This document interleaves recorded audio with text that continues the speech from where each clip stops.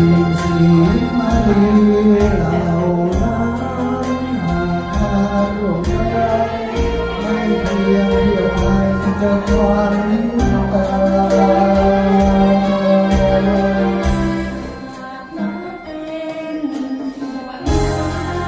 จะเป็นดอกไม้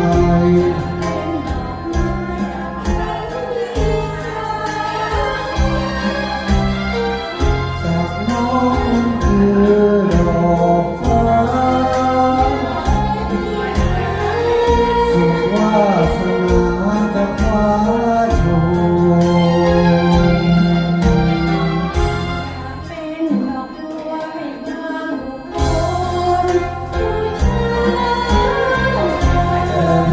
มองเห็นยังเป็นกุหลาบที่งามและค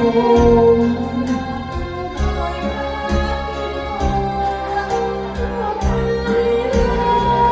ยิ่งที่เป็นเที่ยวก็คงหมดโท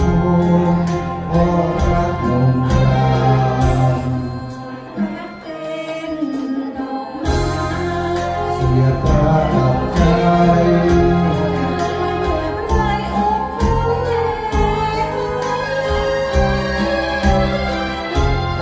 รักของเรา